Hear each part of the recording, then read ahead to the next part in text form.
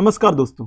Recently Gujarat का अहमदाबाद में पटरियों पर मवेशियों से टकराने के बाद वंदे भारत ट्रेन को मामूली नुकसान हुआ था।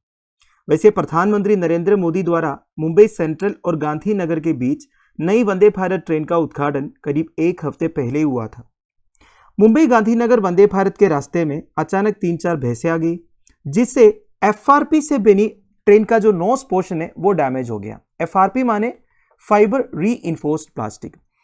ये वंदे भारत ट्रेन का जो आगे वाला पोर्शन है दोस्तों, ये एफआरपी से बना हुआ है, ये पूरा खराब हो गया था। हालांकि कोई मसिव डैमेज तो रिपोर्ट नहीं हुआ, बट अनफॉर्चुनेटली 4 भैंसों का डेथ हो गया। तो अभी रेलवे प्रोटेक्शन फोर्स इन भैंसों के ओनर्स के अगेंस्ट एफआईआर फाइल किया है। तो चलिए चेक करते हैं इस बारे में रेलवे रूल्स क्या कहता है। वैसे ये इंसिडेंट हुआ था Puneet Nagar area near Vatva railway station on the outskirts of Ahmedabad city में। रिसेंटली एक डाटा निकल के आया था दोस्तों, उसके हिसाब से 2021-22 फाइनेंशियल ईयर में there were a total of 26,142 cattle run over cases on rail tracks. Run over cases मतलब ऐसे ही रेलवे के पटरियों में गलती से जानवर आ जाते हैं और ट्रेन टकरा के उनका डेथ हो जाता है। तो 26,142 कैटल रनओवर केसेस रिपोर्ट हुआ था 2020-22 में, वेरास 10,919 ह्यूमन रनओवर केसेस रिपोर्ट हुआ था सेम पीरियड में। अब इंसान जो है गलती से तो नहीं आते हैं रेलवे की पटरी पर, कोई घूमने आते हैं, कोई टहलने आते हैं, कोई सुइसाइड करने आते हैं, कोई स्टंट करने आते हैं। तो जो भी है 10,919 ह्यूमन रनओवर केसेस भी रिपोर्ट हुआ था सेम पीरियड में। तो अभी railway protection force buffalo owners के अगेंस्ट जो एफआईआर फाइल किया है, that is under section 147 of the railways act 1989, which deals with unauthorized entry into any part of a railway and misuse of its property। तो basically railway property के अंदर कोई unauthorised entry नहीं कर सकता and railway की property को misuse भी नहीं कर सकता। अब भैंसों के अगेंस्ट तो एफआईआर फाइल नहीं कर सकता, पर इसके लिए रेस्पॉन्सिबल है भैंसों के जो ओनर्स हैं। और एक डाटा मैं आपको बताऊं, 20th livestock census by the department of animal husbandry and dairying के हिसाब से इंडिया में 50.21 lakh cattles are roaming on the roads. ऐसे ही रोड पे घूम रहा है। इसमें सबसे ज्यादा है राजस्थान में 12.72 लाख कैटल्स, सेकंड पोजीशन में है उत्तर प्रदेश 11.84 लाख। वैसे section 147 of the railways act 1989 में काफी कुछ पॉइंट्स है दोस्तों, जैसे कि if a person boards on a train unlawfully and misuses railway property और refuses to leave, then he is liable for punishment with a term imprisonment of a maximum of 6 months or a fine of 1,000 or both। मतलब देखिए, अगर एक person train या कोई भी railway property में unlawfully enter किया, रेलवे प्रॉपर्टी को मिसयूज किया, वार्निंग देने के बाद भी वो उधर से जाने से इनकार किया, तो उनको पनिशमेंट मिल सकता है 6 महीने तक का एंड 1,000 रुपीज का फाइन भी। और रेलवे एक्ट ये भी कहता है दोस्तों, अगर एक पर्सन उधर से जाने के लिए इनकार करते हैं तो रेलवे प्रोटेक्शन फोर्स या फिर रेलवे सर्वेंट जो भी है वो फोर्सफुली उस पर्सन को उधर से बाहर निकाल सकते हैं। और भी कुछ इंपॉर्टेंट प्रोविजंस है दोस्तों रेलवेज एक्ट 1989 में, जैसे कि section 151 contains provisions for damage और destruction to railway properties by a person. किसी ने कोई भी रेलवे प्रॉपर्टी को डैमेज किया या डिस्ट्रॉय किया, जैसे कि आग लगाया, कोई एक्सप्लोसिव सब्सटेंस यूज किया, तो ये भी एक पनिशेबल ऑफेंस है obviously, and he or she shall be liable for a term of imprisonment not exceeding 5 years or a fine or both। तो मैक्सिमम 5 साल तक ही सजा मिल सकते हैं।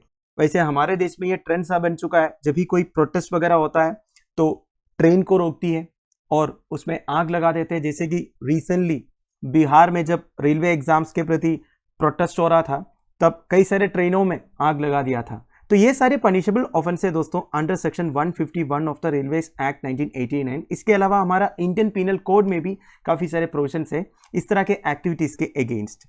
अगला है section 156 of the railways act 1989।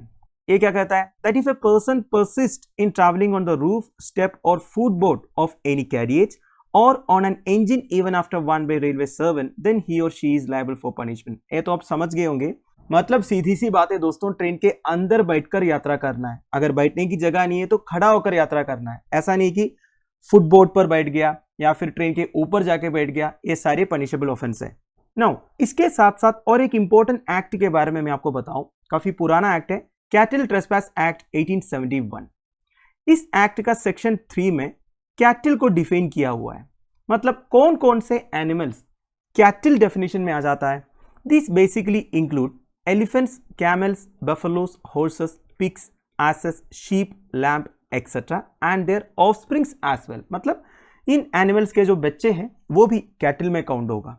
Now since animals come under movable property under the general clauses act 1897, ये भी आपको ध्यान रखना है दोस्तों, जनरल क्लॉसेस एक्ट 1897 के अंडर एनिमल्स मूवेबल प्रॉपर्टी है, मतलब मूव करते हैं। इसी वजह से the owner of the animals have a right to sue for damages if they are injured. कहने का मतलब है दोस्तों, मान लीजिए मेरे पास एक जानवर है, उस जानवर का ओनर मैं हूं। अगर उस जानवर को किसी ने चोट पहुंचाया तो उस पर्सन के अगेंस्ट मैं केस फाइल कर सकता हूं under general clauses act of 1897। तो ये दो एक्ट, मतलब देखिए इंडियन कॉन्स्टिट्यूशन का शेड्यूल 7 में स्टेट लिस्ट 16th एंट्री में लिखा है कैटल ट्रेसपास को प्रिवेंट करना और डिटेन्ड एनिमल्स को रखने के लिए प्रोविजंस बनाना जब तक ऑनर नहीं आएगा, यह सब स्टेट की रिस्पॉन्सिबिलिटी है। मतलब आप समझ गए, जितने भी स्ट्रे कैटल है, कैटल मतलब उसमें कौन कौन से एनिमल्स आते हैं मैंने आपको पहले ही बताया, टोटल 17 एनिमल्स है। अगर वो कैटल स्ट्रे है, स्ट्रे मतलब स्ट्रीट्स में ओपनली घूम रहा है, कोई ऑनर नहीं है, अगर वो कैटल कोई एक प्राइवेट प्रॉपर्टी में घुसकर उधर कोई डैमेज कर रहा है तो वो प्राइवेट प्रॉपर्टी का ऑनर तो कंप्लेन करेंगे, तो तब गवर्नमेंट की रिस्पॉन्सिबिलिटी होती है उस पर्टिकुलर जानवर को सीज करके एक पाउंड में रखना। पाउंड मतलब it is a place of shelter for this stray animals as long as their owners do not claim them back. जब तक कोई ऑनर आके उस एनिमल को क्लेम नहीं करेंगे तब तक उस एनिमल को रखने का एक पाउंड के लिए प्रोविजंस बनाना या फिर शेल्टर के लिए प्रोविजंस बनाना गवर्नमेंट की रिस्पॉन्सिबिलिटी है। तो दोस्तों दैट्स इट। आई होप आपको इंपॉर्टेंट प्रोविजन समझ में आ गया होगा स्ट्रे कैटल से regarding. Now Vande Bharat express के बारे में भी कुछ बेसिक डिटेल्स बता देता हूं। देखिए, first train of Vande Bharat series 2019 में लॉन्च हुआ था न्यू दिल्ली वाराणसी रूट में, सेकंड दिल्ली कतरा रूट में, और third Vande Bharat train recently prime minister Narendra Modi ji ने फ्लैग ऑफ किया था गुजरात में गांधीनगर मुंबई रूट में। ये ट्रेन की स्पेशलिटी है दोस्तों, काफी पावर सेविंग है, 30% इलेक्ट्रिसिटी ये सेव कर सकता है क्योंकि इसमें एडवांस्ड रीजनरेटिव ब्रेकिंग सिस्टम है और इस ट्रेन में जो एयर कंडीशंस है वो भी एनर्जी एफिशिएंट है। It saves 50% energy consumption also. Now new version of Vande Bharat जो आया है, वंदे भारत 2.0 वर्जन, ये इंडिजिनियसली डिजाइन ट्रेन सेट है, इसे ट्रेन 18 बोलते हैं। बाद में इसका नाम चेंज करके वंदे भारत एक्सप्रेस किया गया था। इस न्यू वर्जन में काफी लेटेस्ट फैसिलिटीज है, जैसे कि एग्जीक्यूटिव चेयर कार कोचेस में रोटेटिंग सीट्स है, ऑटोमेटिक स्लाइडिंग डोर्स है, इंप्रूव्ड कम्युनिकेशन है between guard and loco pilots, जैसे एरोप्लेन में है ऐसे वैक्यूम टॉयलेट्स है, improved interiors and reclining seats है, ठीक है। And it is equipped with advanced state of the art safety features including an indigenously developed train collision avoidance system, जिसे TCAS बोलते हैं, ट्रेन कोलिशन अवॉइडेंस सिस्टम। ये basically trains के आपस में जो कोलिशन होता है कम्युनिकेशन फेलियर की वजह से, वो प्रिवेंट करने के लिए एक सिस्टम है, बेसिकली एक कोलिशन अवॉइडेंस सिस्टम है जिसका नाम है कवच। ये भी वंदे भारत 2.0 वर्जन में। तो दोस्तों दैट्स इट। आई होप आपको वीडियो इन्फॉर्मेटिव लगा होगा। Thank you for watching. Bye bye, have a nice.